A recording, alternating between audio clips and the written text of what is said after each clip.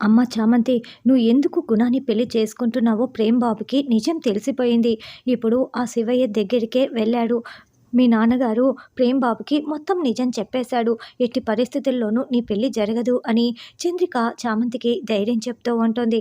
తర్వాత గుణ, చామంతి ఇద్దరు పెళ్లి బట్టలు మార్చుకొని మళ్ళీ వచ్చి పెళ్లిపీటల మీద కూర్చొని ఉంటారు.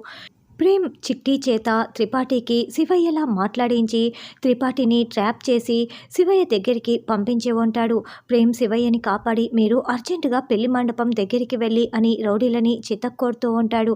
ఈ లోపల త్రిపాఠి పెళ్లి మండపం దగ్గరికి వచ్చి రే శివయ్య, నువ్వు ప్రాణాలతో ఉంటే నాకు అడ్డు వస్తూ ఉంటావురా, నువ్వు చావాల్సిందే అని కత్తితో పొడిచేసి ఏమీ తెలియనట్లు మండపం దగ్గరికి వచ్చి నిలబడి ఉంటాడు. ఇక త్రిపాఠి మండపంలో కనిపిస్తూ ఉండటంతో గుణ చాలా చాలా సంతోషపడుతూ ఉంటారు. ఆల్రెడీ జీలకర్ర బెల్లం గుణ, చామంతి ఇద్దరు పెట్టేసుకొని ఉంటారు.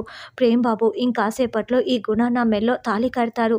నేను ఇచ్చిన మాట నిలబెట్టుకోలేకపోతున్నాను కాబట్టి తాళిపడిన మరుక్షణం నేను ప్రాణాలతో ఉండను ప్రేమ్ బాబు అని చామంతి మనసులో అనుకుంటూ చాలా బాధపడుతూ ఏడుస్తూ ఉంటుంది. ఇంకోవైపు ప్రేమ్, ఇంకో 5 నిమిషాలే ముహూర్తం ఉంది. నేను చందుకి ఫోన్ చేస్తుంటే తీయటం లేదు. ఈ 5 నిమిషాల్లో అక్కడికి వెళ్ళి పెళ్ళిని ఆపేయాలి అని చాలా స్పీడ్గా కార్ డ్రైవ్ చేసుకుంటూ వస్తూ ఉంటాడు. బాబు ఇదిగో ఈ మాంగళ్య ధారణ గావించు అని పూజారి గారు తాళిని గుణ చేతికి ఇవ్వటంతో ఇక గుణ చామ్ మెడలో తాళి కడుతూ ఉంటారు. పెళ్ళి పూర్తయిపోతూ ఉందని రోజా, రమాదేవి చాలా సంతోషంగా చూస్తూ ఉంటే చంద్రిక ఏడుస్తూ చూస్తూ ఉంటుంది.